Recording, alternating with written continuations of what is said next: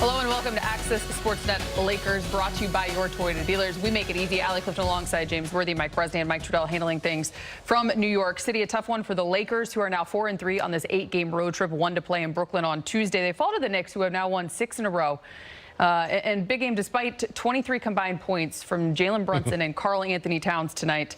The Lakers had a 4-point lead at the half, but it just felt like a renewed energy and spirit, shot making starting in the third there with the Knicks. The Knicks were plus 18 from 3, 15 offensive rebounds. And the big picture, as we were talking about in the pregame show, it was just too much to overcome for the Lakers, who are now 9-11 versus teams above 500. Yeah, they're struggling against the good teams, and the rest of the league is noticing that too.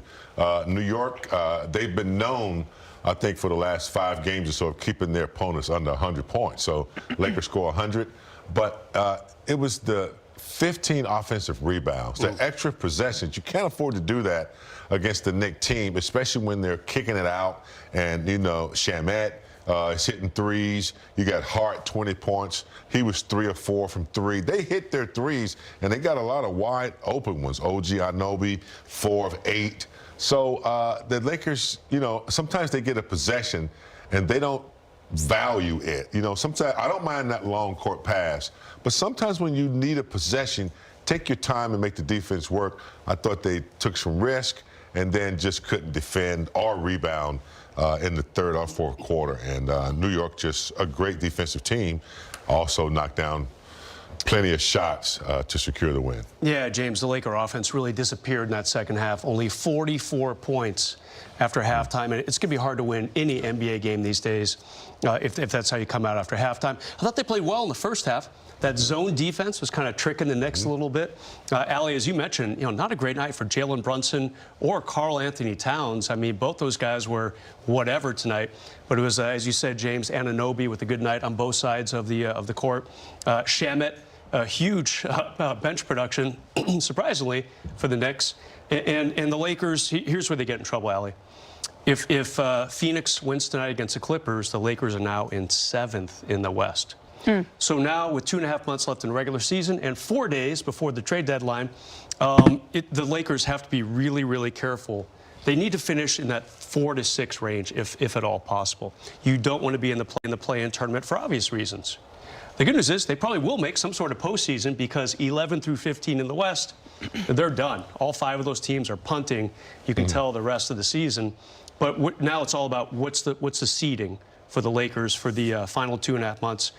It's going to be tight, and it's going to be tough if they cannot beat the good teams. Like you said, Lakers now 9 for 11 on the when they play teams over 500. This is where my mind goes too. You get to that point of the season where putting a full 48-minute game together, it matters. Doing the little things, starring in your role. Yep.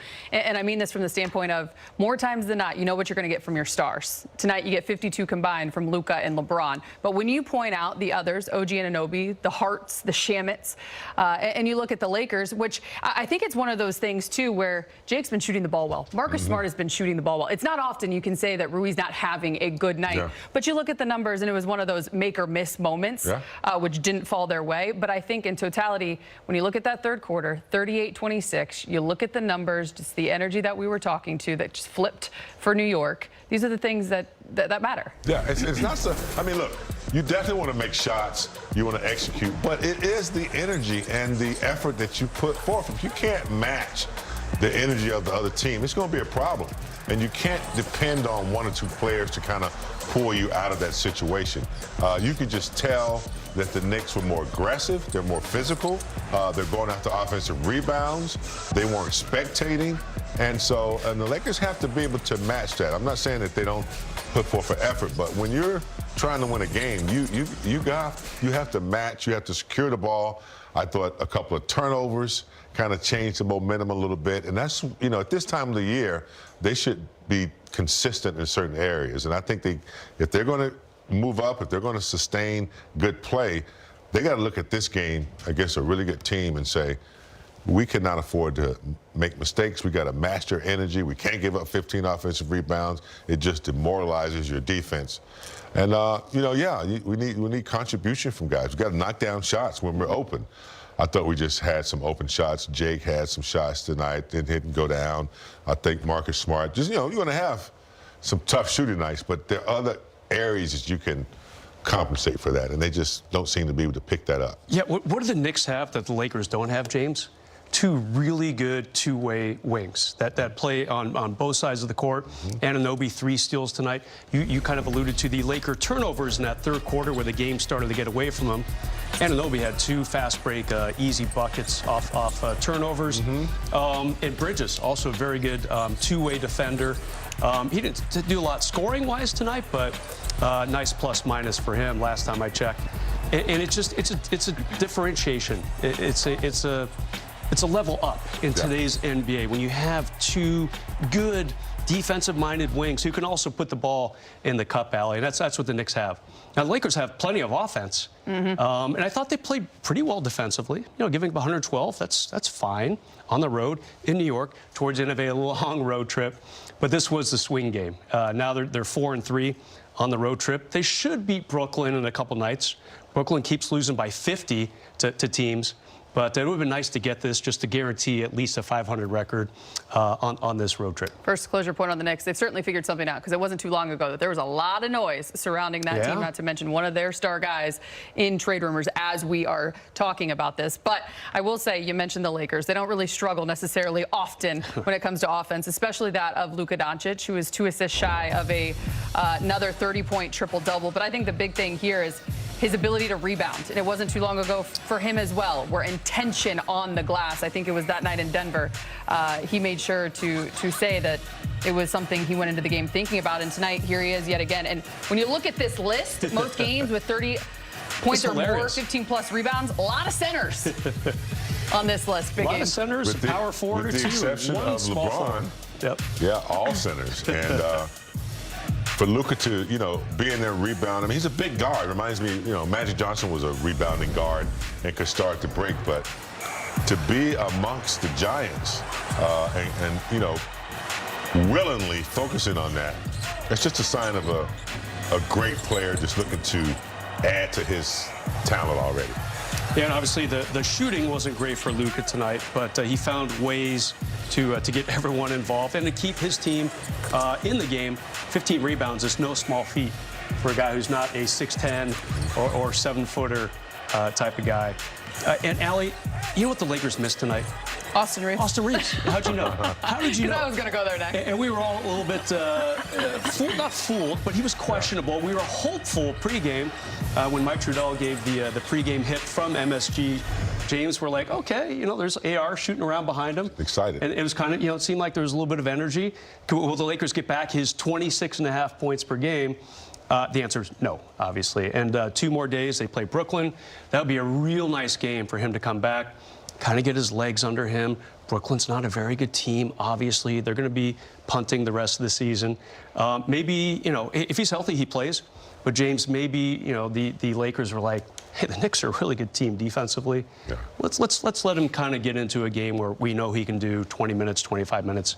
Not have to worry about all these ball-hawking threes kind of tailing him around the court. If the Lakers are going to Brooklyn, they'll be ready. That's the biggest game of the year for them. When it's their Super Bowl. When the Lakers come, when Oklahoma comes, those 3 or 4 games, they'll be ready. So can't take anything for granted. That's true. They've gone on the road and lost to some teams that they should have beaten. So we should beat Brooklyn, but we're already behind the 8 ball by losing, 4-3 on this? Yeah, 4 That's not what we wanted. Road trip. And anytime you're in the Garden, before we hit the highlight, you're going to get plenty of Spike Lee moments. And this was a moment where Spike, I think, had to wonder, maybe worry, if the Knicks were going to get the job done. I've been told we have a good clip here. Maybe not. Yeah, it was he and Tracy Morgan there tonight. But I think Luka hit a big 3 and then there was like a wink pointing at him. There it is. Yeah, Spike's been going to Knicks games for like 30 years, James. I mean, good little interaction with Luka and Spike. And, Spike you know what I like about Spike? He understands greatness on other teams. He respected Reggie Miller, even though he did that famous choke sign when the Pacers were playing the Knicks in the playoffs. in the 90s, James. But you know, Spike recognizes a really good player. He loves his Knicks. Yeah, but he loves he's the going to give props to Luka, too. He's always at the Laker games, too, when Yeah. he's out here. But, yeah, I mean, he's from Brooklyn. So I was always wondering when they moved from New Jersey, would he go with Brooklyn? But he's a faithful New Yorker. He's a smart man, too. Yeah. Brooklyn's done nothing and isn't going to do anything this year either. You know who else is a smart man? Let's take a listen to J.J. Redick, brought to you by your Toyota dealers. You know, I don't necessarily think it was, you know, like a role player thing. I think, you know, we generated good shots. We, you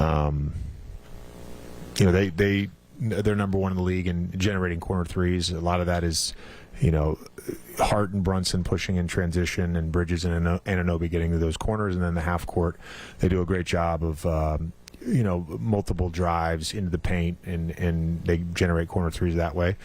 They made 11 of 23. Now, some of those were towards the end of the game when we were firing. Some of those were off offensive rebounds, but they made 11 of them. We were 2 of 14. And, you know, I thought we got good looks. You know, the defense in the first half in our zone, we played 23 possessions of it, held them to 19 points. You know, they did enough throughout the game to put ourselves in a position to play to win at the end.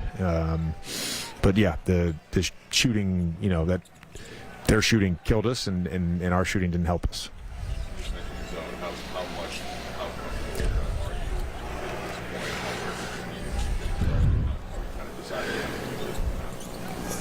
You know, some of it was who they had on the floor, and that's, you know, fairly typical. You know, it's against Cleveland. We didn't use it a ton when Merrill and Mitchell were on the floor together, but you know, there are times that we're forced to go to it. The guys have done a great job, and then once we've gone to man out of it, they've been awesome. And I thought that was really good at times tonight. I thought the job we did once we went to man against Brunson for the most part was good all night. What did he end up with? You know, 12 points. He's averaging almost 30 a game. You know, he did a nice job of facilitating and making plays for his teammates, but you know, limiting him to 12 was good.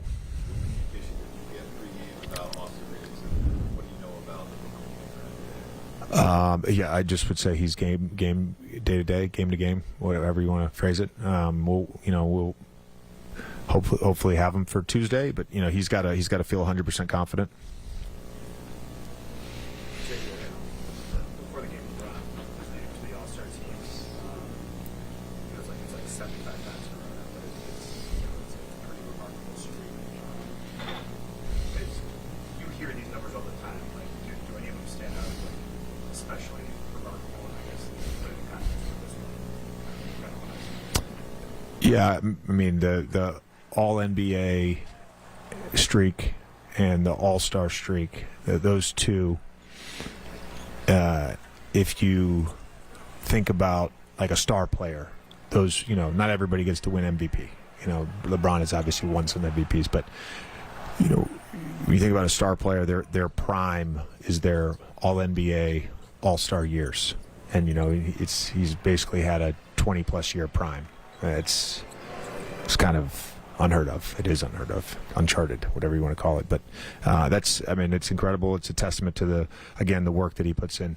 A year ago, when you guys traded for Luka, he obviously plays a very specific style, and it wasn't the style that the roster that was here necessarily was equipped to play, or, you know, I guess how much of a challenge has that trying to bend the personnel around such a unique player? And I guess how would you assess that process?